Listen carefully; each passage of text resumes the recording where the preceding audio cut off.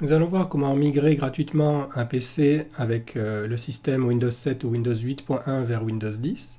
Pour ça, on va se connecter sur le site de Microsoft Software Download Windows 10.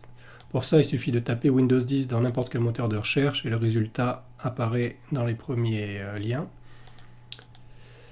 Alors, ce site propose un outil qui pèse 20 mégas, qui est un outil de migration qui va vous permettre de migrer donc uniquement un PC avec Windows 7 ou Windows 8.1. Donc ça va le transformer en Windows 10, c'est-à-dire que la clé de licence qui est utilisée ici sera transformée en identifiant matériel. C'est comme ça que fonctionne Windows 10. Il va générer un identifiant aléatoire lié au matériel de l'utilisateur et c'est ce qui va permettre d'activer sa licence. Donc ça va se faire automatiquement dès que Windows sera en ligne.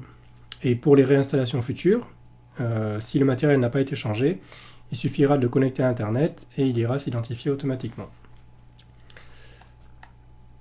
Alors on va télécharger l'outil. Une fois que l'outil sera lancé, donc il faudra juste cliquer sur accepter les contrats d'utilisation, le contrat de licence. On va choisir mettre un niveau ce PC. Normalement il ira choisir automatiquement la bonne version, l'architecture et l'édition.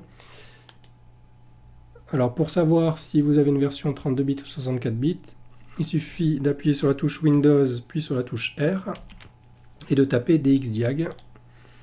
Vous allez avoir une petite page qui va vous indiquer votre système d'exploitation et l'architecture 32 ou 64 bits. Alors bien entendu, il faudra sauvegarder toutes les données qui se trouvent sur la partition Windows. Donc tout ce qu'il y a dans les images, documents, téléchargements, vidéos, etc.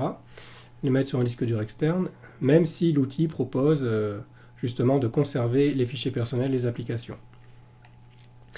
Alors dans le cas où vous n'aurez pas de place, où il vous manquerait de la place, vous pouvez choisir un média externe pour pouvoir faire la mise à jour. Bon, il vaut mieux quand même avoir 30-40 Go de libre pour faire la mise à jour, c'est préférable. Alors les applications seront gardées dans ce cas-là, donc c'est-à-dire c'est pas vraiment une installation propre. Donc vous allez retrouver certaines applications, d'autres que Windows 10 aura repérées comme posant problème, il les supprimera. Donc c'est pas garanti que toutes les applications vont rester. Alors au niveau de l'installation, une fois qu'il aura téléchargé Windows 10 qui fait à peu près 4 Go, en fonction de votre connexion internet, donc vous allez vous retrouver avec l'écran de configuration, comme une installation nouvelle, on va dire.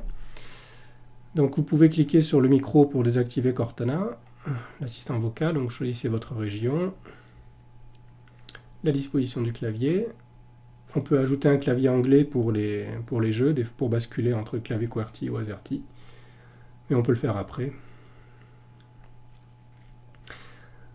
Alors après, vous faites une configuration d'utilisation personnelle, généralement c'est ce cas-là qui ici est le plus courant. Alors je vous conseille de faire un compte hors connexion, dans un souci de vie privée, même si utiliser Windows 10 est discutable dans ce cas-là.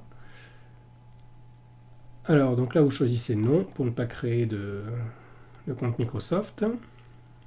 Donc là vous mettez votre nom d'utilisateur pour la session.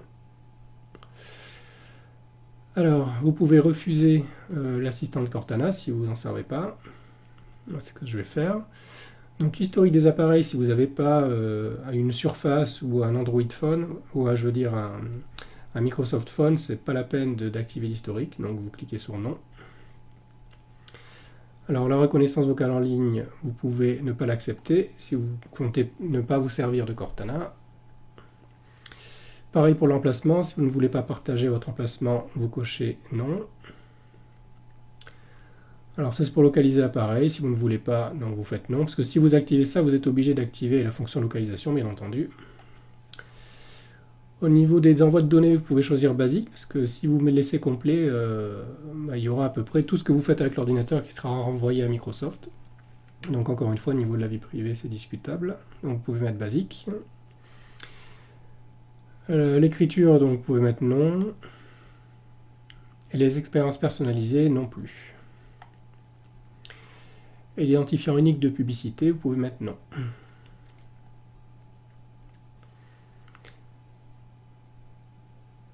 Voilà, donc là vous avez une version de Windows 10 qui a été migrée dessus, donc qui n'est pas tout à fait propre, mais qui peut être fonctionnelle.